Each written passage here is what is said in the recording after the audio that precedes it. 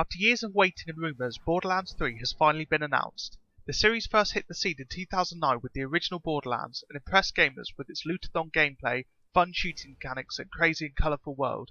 Borderlands 2 was released in 2012 and was met with equal acclaim, especially for the introduction of the character of Handsome Jack.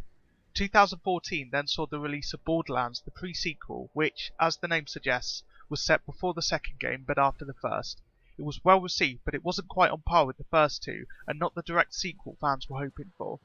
Late 2014 also saw the release of Tales from the Borderlands, an episodic series from Telltale Games, which was also very well received by gamers and critics alike.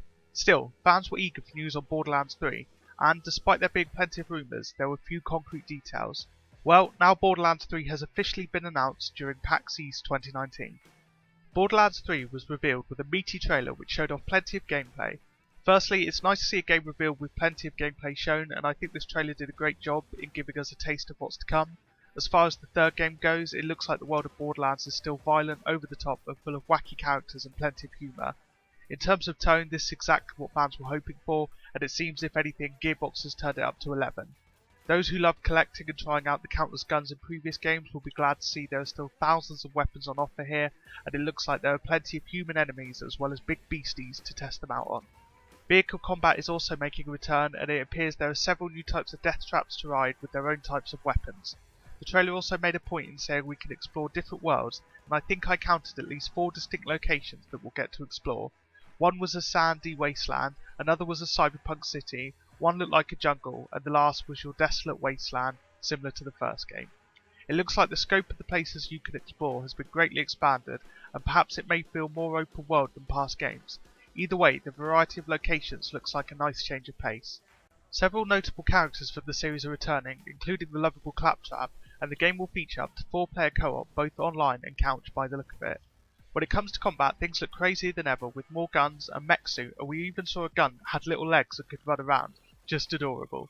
Visually, the game retains its cel-shaded art style from the previous games, which I'm glad of, as I really enjoyed that unique style. Overall, I think this was a pretty strong trailer to announce such an anticipated title, though it's worth noting there are a couple of concerns to be had. Firstly, some fans have expressed disappointment that, graphically speaking, the game looks pretty similar to the previous entries in the series, and not especially current gen. To be honest, I don't find this to be a problem, though the cel-shaded graphics aren't especially jaw-dropping. They certainly have a timeless feel to them, and I think it makes the games age well. Plus, less demanding graphics means we can have a bigger world that runs smoother. Some fans have also voiced concerns that the game may be exclusive to the Epic Store on PC, meaning you won't be able to buy it from other launchers like Steam. The Outer Worlds recently announced it would be exclusive to the Epic Store for a year and was met with disapproval from PC gamers who feel games should be available for all launchers. Now, it's yet to be confirmed whether this will be the case, but it certainly seems like a possibility, or one I hope doesn't come to pass. Last but certainly not least, we must consider the possibility the game will feature microtransactions. The gaming landscape has changed a great deal since the last main Borderlands game, and publisher 2K has since put a heavy emphasis on adding microtransactions to games, often in ways that really damage the experience. Honestly, I really want to be excited for Borderlands 3, but the fact 2K is publishing leaves me very skeptical. Again, no microtransactions have been confirmed yet, but that's the sort of thing they're going to try and keep on the down low.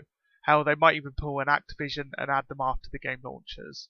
So there you go, Borderlands 3 is finally revealed. There's plenty to be excited for, but also plenty to be apprehensive about. If you enjoyed this video, then please give it a like, leave a comment and share it with your friends. That really helps my channel to grow. If you're new here, then feel free to subscribe. I put out at least one video a week. See you next time.